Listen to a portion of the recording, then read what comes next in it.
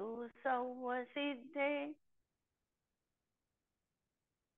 ध्रुवमचलमनोभमं गतिं पत्ते वोच्छामि समयपाहुड मिनमोऽसुध केवली भणिदम् नमः समयसाराय स्वानुभूत्या चकासते चिस्वभावाय भावाय सर्वभावांतरच्छिदे।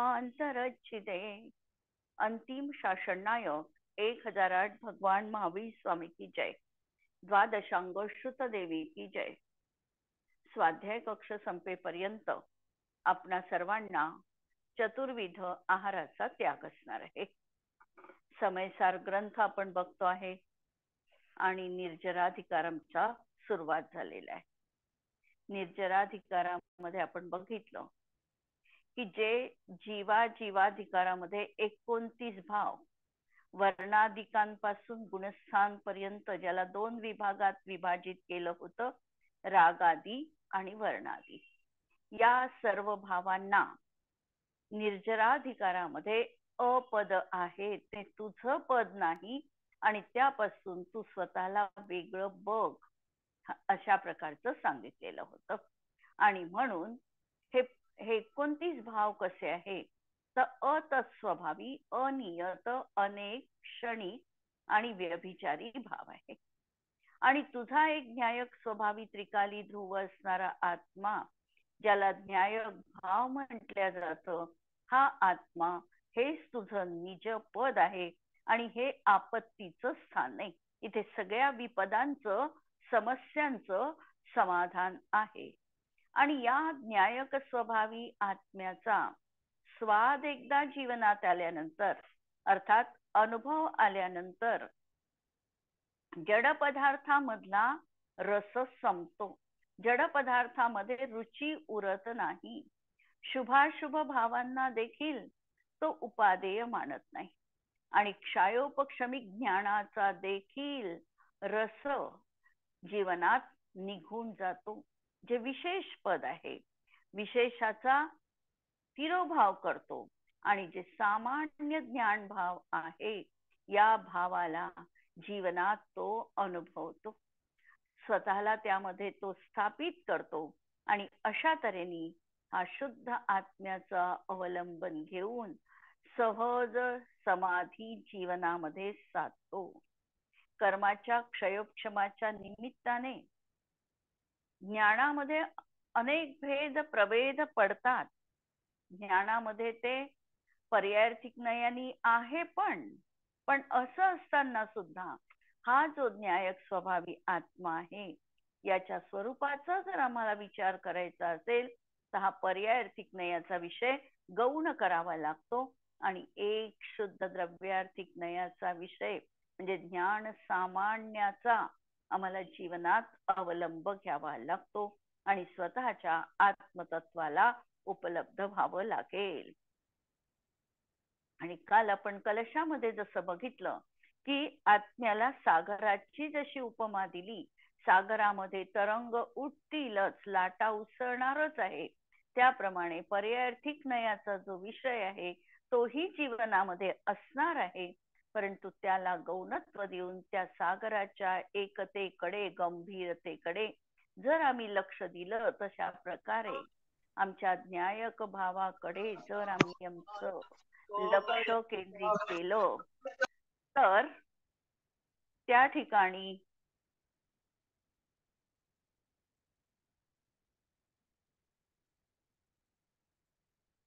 आम्हाला हे दिसणार आहे की हाच माझा निज आत्मद्रव्य आहे आणि याचाच मला अनुभव घ्यायचा आहे।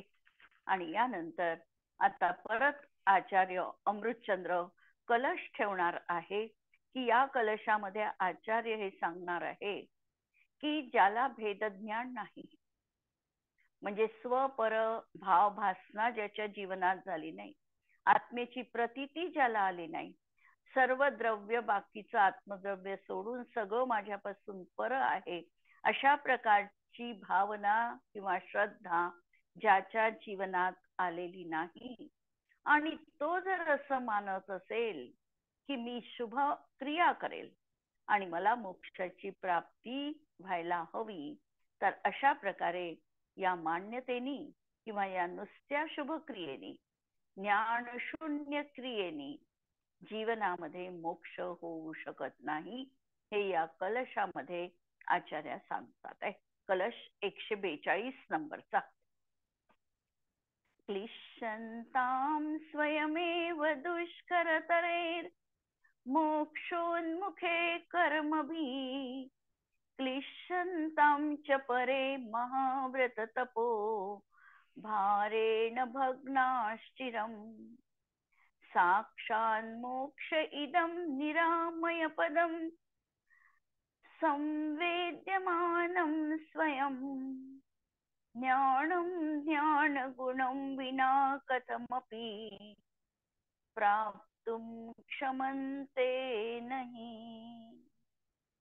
कित्येक अज्ञानी जीव अत्यंत कडक, दुष्कर आणि मोक्षापासून परांगमुख अशा कर्मांनी स्वयमेव जिनाज्ञेविना शरीर क्लेश करो.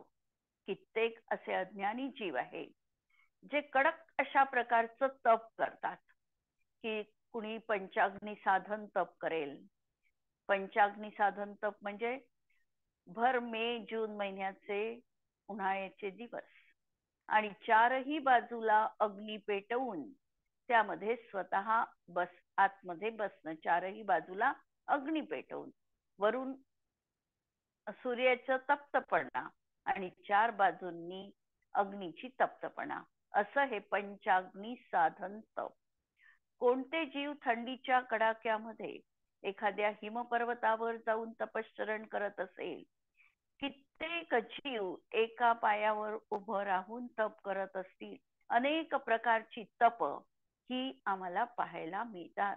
अशी कडक, दुष्कर, पण अशी असली तप तरी ती मोक्ष मार्गापासून परांगमुख आहे.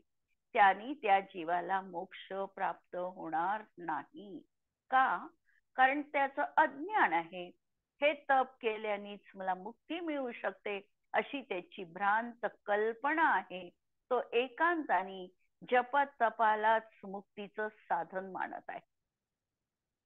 म्हणून अशा कर्माने स्वयमेव जिनाज्ञे विना शरीर क्लेश करो. कितीही क्लेश केले तरी तो शेवटी शरीराचा कष्ट आहे आणि शरीराला दंड देण्याचा आम्हाला काहीही अधिकार नाही. शरीर हे माझ्यासाठी पर आहे. शरीरच मुळात पहिल्यांदा क्लेशकारी आहे. शरीर प्राप्त होणं हेच माझ्यासाठी क्लेशदायक आहे. जेव्हा आम्ही कायक्लेश तपाबद्दल बोलतो तर कायक्लेश तपामध्ये साधारणतः आम्ही असं वाटतं की कायेला कष्ट देणं म्हणजे तपश्चरण करणं, स्थिर राहणं, उपवास करणं, याला कायक्लेश आम्ही म्हणतो. पण कायक्लेशाचा अर्थ जर आम्ही नीट बघितला तर आम्हाला हे वाटतं की काया हीच मुळात क्लेशदायक आहे. कोणत्याही जीवाची काया असेल ती कितीही सुंदर असेल, वज्र ऋषभ नाराच संवणनवाला असेल, तरी देखील त्याच्यासाठी शेवटी कायेचा उत्सर्ग सांगितलेला आहे. काया सोडावी लागणार आहे. कायेने कोणताही जीव मोक्षाला जाऊ शकत नाही, कारण काया ही परच आहे.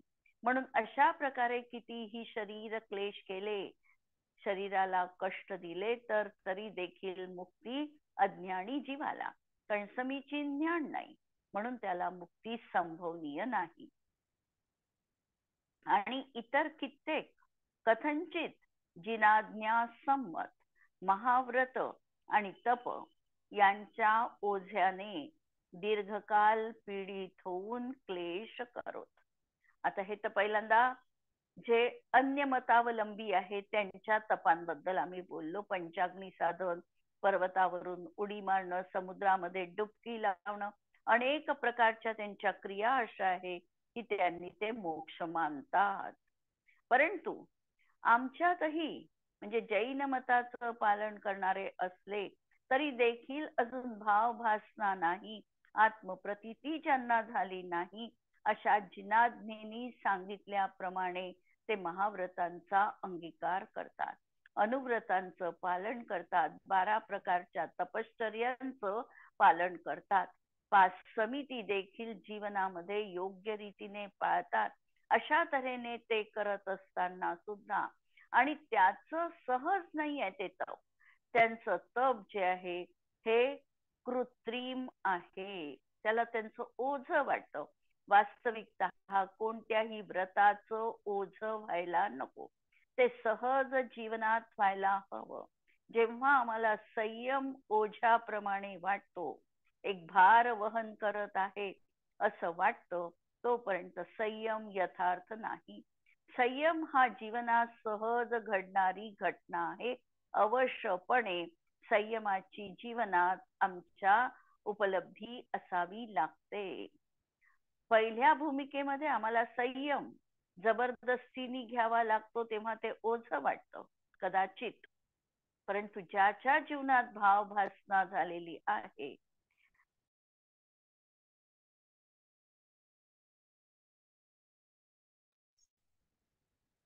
ज्याच्या जीवनात आत्मप्रतीती झालेली आहे, त्याला मात्र कधीही संयम हे भार रूप वाटत नाही.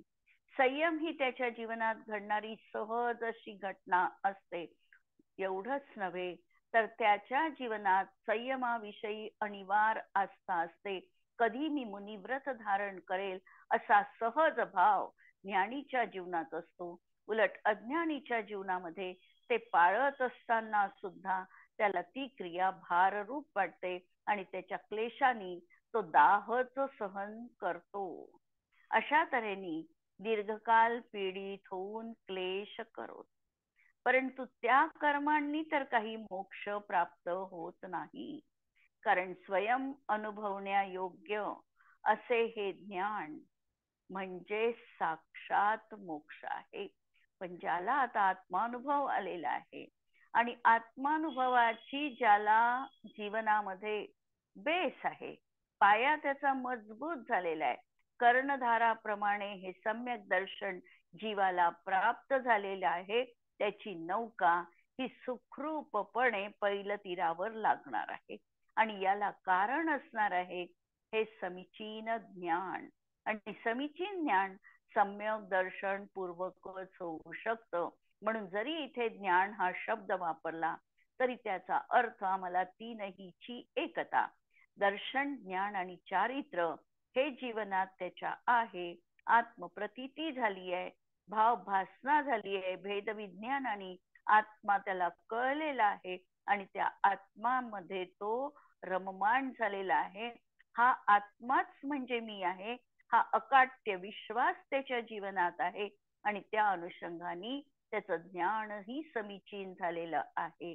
असा हा साक्षात मोक्ष त्याला प्राप्त होतो. अर्थात 4थ्या गुणस्थानामधला जीव देखील दृष्टी मुक्त म्हटल्या जातो.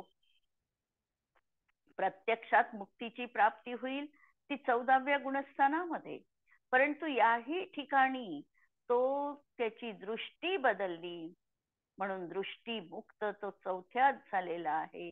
सम्यक दृष्टी तो बनलेला आहे आणि हेच निरामय पद आहे आणि हेच आत्म्याचं खरं वास्तविक पद आहे. यामध्ये रोग वगैरे काहीही क्लेश नाही. असे हे ज्ञानपद ज्ञान गुणाशिवाय कोणत्याही प्रकारच्या शरीर दंडाने प्राप्त होऊ शकत नाही. हे जे माझं निज पद आहे, हे निजपद जर मला प्राप्त करायचं असेल तर मला माझ्या आत्म्याचा अनुभव घ्यावा लागेल. मी कोण आहे हे मला प्रतीतीयुक्त ज्ञानाने समजलं पाहिजे, तरच मी माझा अनुभव घेऊ शकतो. ज्ञान तर मीच आहे, आत्मा तर मीच आहे, पण हा आत्मा माझ्यापासून विमुख आहे का?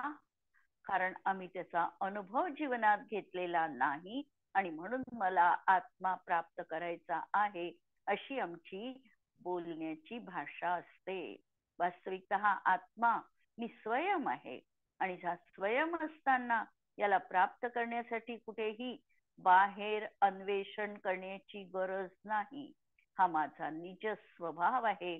फक्त आम्हाला बाह्य फक्त आवरण हटवून अंतरंगामध्ये आत्मतत्वाचं अन्वेषण करावं लागणार आहे. भावार्थ, ज्ञान म्हणजे साक्षात मोक्ष. तो भेद ज्ञानाने आणि ज्ञानाच्या अनुभूतीनेच प्राप्त होऊ शकतं. म्हणून 6वा संवराधिकार आम्ही बघितला. संवराधिकारामध्ये भेद विज्ञानाला समर्पित असलेल्या सगळ्या गोष्टी आम्हाला सांगितल्या गेल्या. आणि हे सांगितल्यावर आता निर्जराधिकारात सांगतात आहे की हे भेद ज्ञान तुला जीवनात झालं, आता तू अनुभूतीमध्ये आला आहे आणि अनुभूतीनेच तुला तुझ्या आत्मतत्वाची प्राप्ती संभवनी आहे. अन्य कोणत्याही पराश्रित क्रियाकांडानी नाही.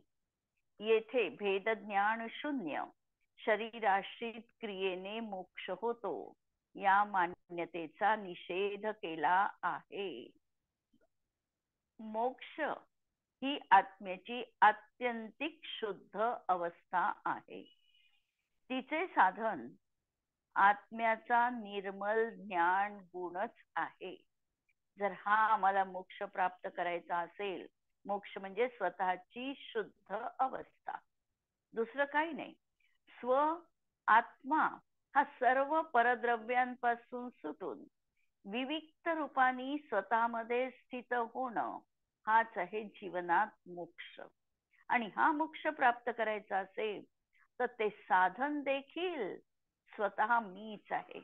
मीच साधन आणि मीच साध्य. पुढे आचार्य साधन साध्य अधिकार अमृतचंद्र आचार्यांनी परिशिष्ट जोडलेला आहे. साधन साध्य अधिकारामध्ये सांगितलं की हा जो अज्ञानी आत्मा आहे हा अनादी कालापासून मिथ्यात्वामुळे परिभ्रमण करत होता. एकदा याला काललब्धी प्राप्त झाली किंवा याचा पुरुषार्थ प्रखर बनला की पराकाष्ठेच्या प्रयत्नांनी हा स्वानुभवाची प्राप्ती करतो आणि इथून त्याचा साधनाधिकार साधन सुरू झालं. त्याला म्हटलेलं आहे उपाय. हा मोक्ष मार्गाचा उपाय सुरू झाला आणि क्रमिक विकास करता करता हा आत्मतत्वाला म्हणजे सिद्ध पदाला प्राप्त झाला. म्हणजे सिद्ध पद हे त्याच्यासाठी साध्य पद किंवा दुसऱ्या शब्दात त्यांनी म्हटलं उपेय तत्व. शेवटचा अधिकार आहे उपाय उपेय अधिकार. हा आत्मा साधन रूप आहे म्हणजे उपाय रूप आहे आणि हा आत्मा साध्य रूप आहे म्हणजे उपेय रूप आहे. आम्हाला व्यग्रता करण्याची गरज नाही की बाह्य गोष्टी मिळाल्या तर मला अनुभव होईल, गरज नाही. कुणी उपदेश करता मिळाला तर मला आत्मानुभूती होईल, गरज नाही. मीच माझं साधन आहे आणि मीच कुठेही असलो तरीही माझ्या साधनाच्या माध्यमातून माझ्या आत्म्याला प्राप्त करू शकतो, कारण तो मीच आहे हा विश्वास या ठिकाणी सांगितलेला आहे. म्हणून तिचं साधन आत्म्याचा निर्मल ज्ञान गुणच आहे. सर्व व्रत तपादी क्रियाकांड हे शरीरासंबंधी आत्मत्व बुद्धी नष्ट व्हावी एतद अर्थ आहे. जर मग आम्हाला प्रश्न पडेल की सगळं जर ज्ञान आहे, माझं साधनही ज्ञान आहे, मला आत्मा ही साध्य रूप आहे, तो माझा ज्ञान रूपच आहे, मग हे आगमामध्ये चरणानुयोगाचा उपदेश का केला? चरणानुयोगामध्ये तर 12 व्रत श्रावकांची सांगितली. प्रत्येक व्रताचे अतिचार दाखविले. प्रत्येक व्रताच्या 5-5 भावना तत्वार्थ सूत्रामध्ये सांगितलेल्या दिसतात. तस्थैर्यार्थम भावना पंच पंच. 7वा अधिकार हा व्रताचा अधिकार आहे तत्वार्थ सूत्रात. किंवा कोणतंही आम्ही श्रावकाचार ग्रंथ किंवा सागार धर्मामृत, अनागार धर्मामृत सारखे, मूलाचार सारखे ग्रंथ बघितले तर कसं आचरण असावं यांनी प्रत्येक पान भरलेलं आहे. मग हे सांगायची गरज का पडली? त्यात सगळ्या क्रिया आहे. म्हणून सर्व व्रत तपादी क्रियाकांड हे शरीरासंबंधी आत्मत्व बुद्धी नष्ट व्हावी एतत अर्थ आहे. महत्वाचं वाक्य आहे की अनादी कालापासून हे जे प्राप्त शरीर आहे या प्राप्त शरीराविषयी हा जीव याला अत्यंत आत्मत्व बुद्धी आहे. आता ही आत्मत्व बुद्धी सुटण्यासाठी आम्हाला व्रत तप जप करायला सांगितले. पहिलं बाह्य तप जे सांगितलं अनशन.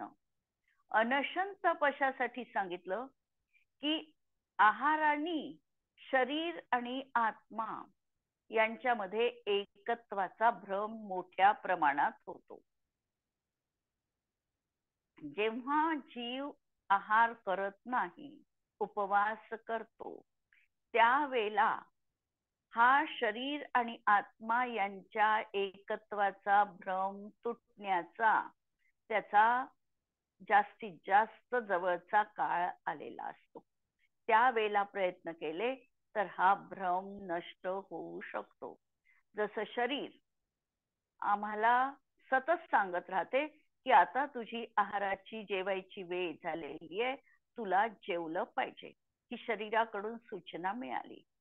ही सूचना मिळाल्यानंतर आत्मा त्या ठिकाणी हे सांगणार आहे, संवाद आहे, लक्षात घ्यायचे. रूपकलंकारामध्ये आपण पाहू, आत्मा जणू हे सांगतो आहे की माझं तर ज्ञानामृत हे भोजन आहे. हा जो आहार आहे, जो कवला आहार आहे, हेच माझं स्वरूप नाही. शरीर परत सांगेल कवला आहार झाल्याशिवाय तुला जिवंत राहणार येणार नाही. परत आत्मा सांगेल की असत अरहंत भगवान ज्यांना 8व्या वर्षी केवल ज्ञानाची प्राप्ती झाली आणि ज्यांचं 1 कोटी पूर्वाचं आयुष्य आहे, ते देखील हा कवलाहार केल्याशिवाय इतका काळ जिवंत राहू शकतात. म्हणजे हा कवलाहार माझा स्वभाव नाही. दुसरी गोष्ट ते सांगेल, अरहंतांची गोष्ट आम्हाला सांगू नका, ते पूर्ण पदाला पोचलेले आहे. त्यावरही आम्ही उत्तर असं पाहू शकतो की मुनी जेव्हा 7व्या गुणस्थानात असतात तेव्हा त्यांची आहार संज्ञा नसते. अनेक गोष्टी अशा या संवाद रूपाने बघून हे आमचं जे एकत्व आत्म्याचं आणि शरीराचं आहे, यातला भ्रम आम्हाला जीवनात काढता येऊ शकतो. तो काढायलाही पाहिजे, पण आम्ही तसा प्रयत्न करत नाही.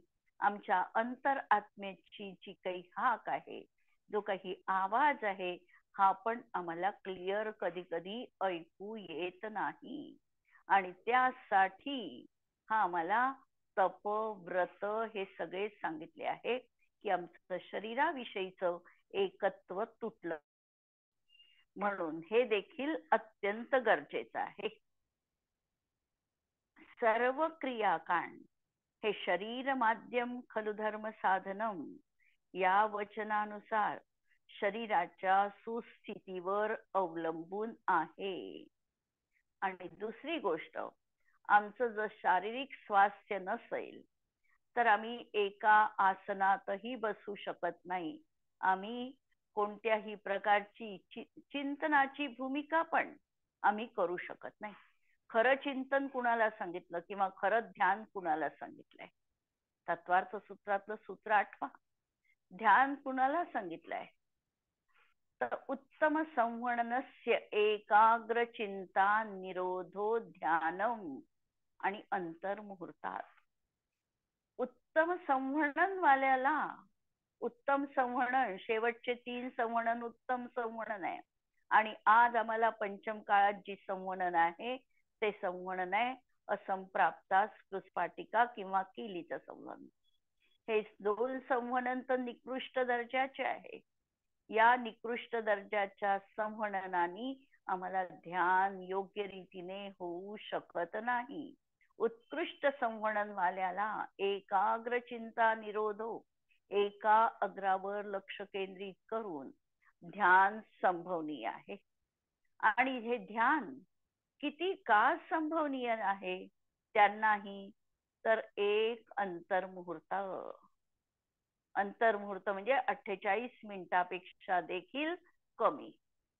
एवढं हे मॅक्झिमम ध्यान हे त्यांच्या जीवनात त्यांना संभवनीय आहे. आणि म्हणून शरीर स्वास्थ्यासाठी आमचं जर शरीर स्वास्थ्य नसेल तर आम्ही कुठलीही धार्मिक क्रिया जीवनात करू शकत नाही. म्हणून शरीरातला आम्हाला योग्य वेतन पण द्यावं लागणार आहे. शरीराचं वेतन कोणतं? शरीराचं वेतन म्हणजे त्याला योग्य युक्ताहार. प्रवचन सार मध्ये कुंद आचार्यांनी चरणानुयोग चूलिका लिहिलेली आहे, आपण वाचलेलं आहे. आणि त्यामध्ये त्यांनी सांगितलं युक्ताहार आणि विहार. जे शरीराला युक्त आहे तो आहार आणि त्यासाठी योग्य तऱ्हेचा विहार, या दोन गोष्टी या शरीराचं वेतन आहे. आणि त्यांनी आम्हाला धर्म साधनेसाठी उपयुक्त बनावं म्हणून ते आम्हाला त्याला द्यायचं आहे. म्हणून शरीर माध्यम खलु धर्म साधनम. शरीर जर सुस्थितीत असेल तरच आम्ही धर्म साधन करू शकतो. या वचनानुसार शरीराच्या सुस्थितीवर अवलंबून आहेत. म्हणून अंतरंगातून शरीरासंबंधी सूक्ष्म आत्मीयता राहील तर ते क्रियाकांड मोक्षाच्या दृष्टीने कुचकामी ठरेल. पण आम्ही हे मानून बसलो की शरीराची स्वस्थता आणि तीच मुख्य आहे, तर मात्र इथे चूक आहे. शरीराला तर परत समजायचंय आणि परत समजून यत्किंचित देखील तिच्याविषयीचा ममत्व भाव न ठेवता शरीर योग्य कसं राहील एवढंच आम्हाला आत्मसाधनेसाठी बघायचंय. त्याच्यासाठी आहार जो घ्यायचा आहे हा स्वाद न पाहता स्वास्थ्य पाहणारा असावा. स्वास्थ्य, स्वाद आणि स्वाद्य. स्वाद्य तर नको, स्वाद हा पण आम्हाला पाहायचा नाही, स्वास्थ्य पूर्ण बघायचं आहे. आणि शरीर माध्यम खलु धर्म साधनम या सूत्राला अतोनात महत्व देऊन आम्ही शरीरालाच बघत असू, तिथे ममत्व भाव जर आमचा असेल तर तेही आमच्यासाठी चुकीचं आहे. शरीर तर परच आहे आणि त्या पराविषयी माझा परमाणू एवढा देखील राग जीवनात शिल्लक नको. मध्ये गाथा येऊन गेली, परमाणू मात्र राग म्हणजे अनंतानुबंधी जनित राग नको. आणि असा ज्ञानधारी आम्हाला कामाचा नाही. म्हणून अंतरंगातून शरीरासंबंधी सूक्ष्म आत्मीयता राहील तर ते देखील क्रियाकांड मोक्षाच्या दृष्टीने कुचकामी ठरेल. व्यवहार चारित्र हे हेय सांगण्याचा उद्देश शुद्ध दृष्टीने ज्ञान, शुद्ध स्वभाव हेच मोक्ष साधन असून बाह्य चारित्र हे बाह्य निमित्त मात्र आहे. व्यवहार चारित्र त्याच आहेच, आगमामध्ये कथन येणारच आहे. द्रव्य संग्रहामध्ये नेमिचंद्र सिद्धांती देव म्हणतात, असुहादो विनिवित्ती सुहे पवित्ती जाण चारित्रम. अशुभापासून निवृत्ती आणि शुभामध्ये प्रवृत्ती हे व्यवहार चारित्र आहे. आणि व्यवहार चारित्र स्वीकार करून आम्हाला निश्चयाप्रत पोचायचं आहे.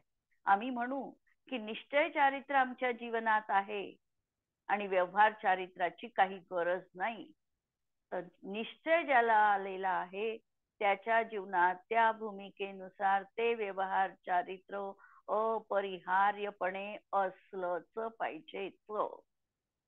जसे एखादे महाव्रती आहे, अंतरंगामधून 12 कषायांचा अनुदय आहे, म्हणजे अनंतानुबंधी अप्रत्याख्यानावरण आणि प्रत्याख्यानावरण 12 कषायांचा त्यांचा अनुदय जीवनात आहे. त्यांच्या जीवनात अपरिहार्यपणे बाह्यतः महाव्रतांचं पालन असणारच आहे, असणारच आहे. कारण जर अंतरंगात तो भाव आहे तर बाह्यतः अभिव्यक्त व्हायलाच पाहिजे. पण बाह्यतः व्रत पाळत असेल महाव्रत तर अंतरंगात या कषायाचा अनुदय असलाच पाहिजे. हा मात्र नियम नाही. तिथे असेलही आणि नसेलही, म्हणजे जिथे व्यवहार आहे तिथे निश्चय असेलही किंवा नसेलही.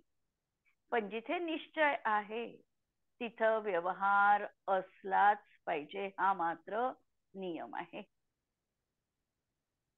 म्हणून व्यवहार चारित्र जरी हेय सांगितलं तरी कोणत्या भूमिकेत ते हेय आहे आणि कोणत्या भूमिकेत कथनचित उपादेय आहे.